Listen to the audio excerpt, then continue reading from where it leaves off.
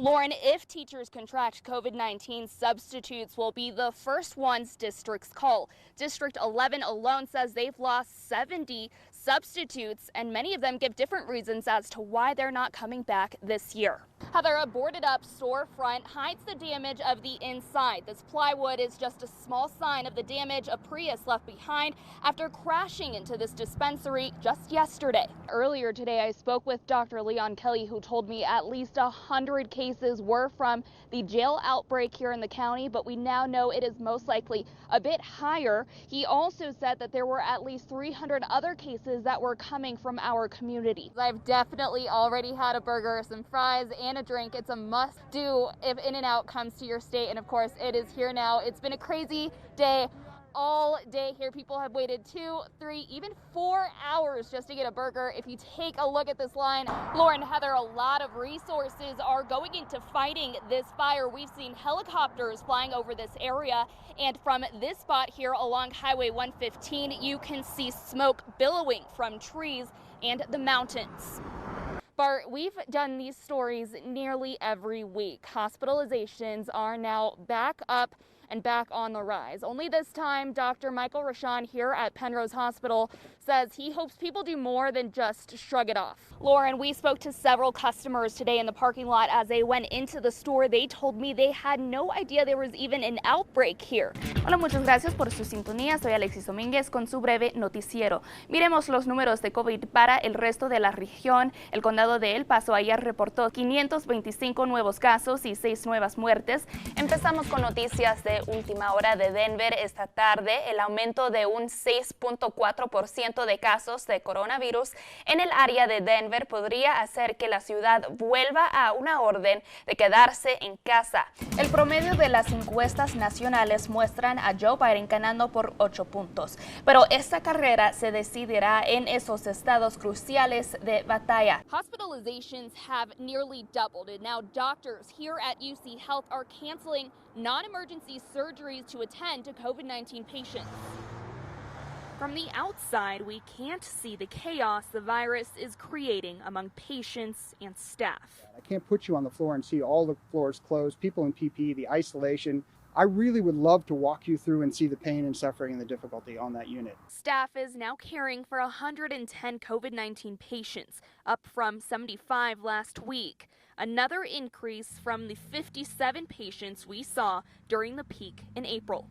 People talk about capacity in hospitals. We can absorb a lot because we continue to change our methods to expand after units, to get nursing staff, to make sure that doctors are at the bedside, but that's not inexhaustible.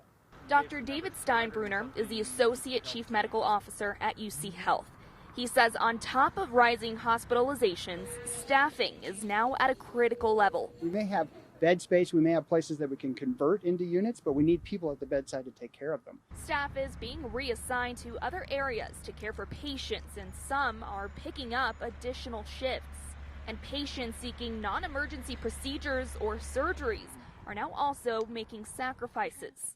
We're at the case right now where we're actually looking at which cases we can cancel or defer. Yet another effort by the hospital to keep ICU beds open, especially when cases can fluctuate and there is a 2-week lag in data. UC Health isn't just treating patients from El Paso County. Today, Parkview Medical Center in Pueblo transferred 10 patients from its ER to UC Health to help relieve capacity. Reporting in Colorado Springs, Alexis Dominguez, KRDO News Channel 13.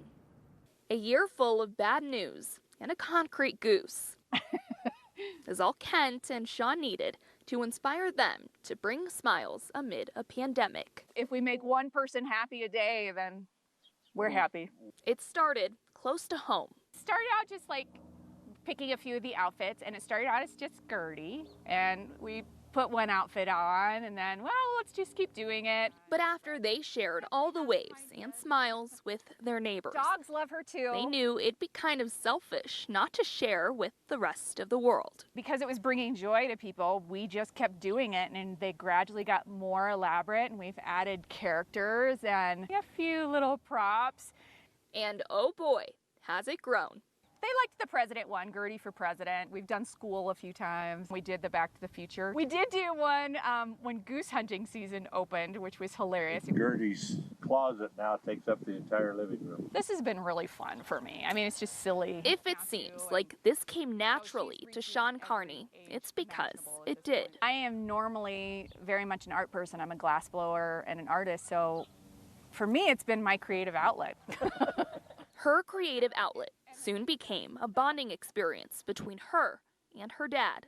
And so it's something to do with my dad every day, which is pretty fun. You know, I've really enjoyed it. Now we redecorate her every day, and we're hoping to do it through the end of the year. A bond they too get to share with anyone else who enjoys Gertie the Goose and her friends. That's amazing. That this little silly goose can bring joy to people in this crazy time. You know, what more can you ask for? It's enjoyable for us to try to come up with a new idea to present. Especially in a year that's been so difficult for many. And it's become not the year of COVID, but the year of Gertie. So that's better, much better.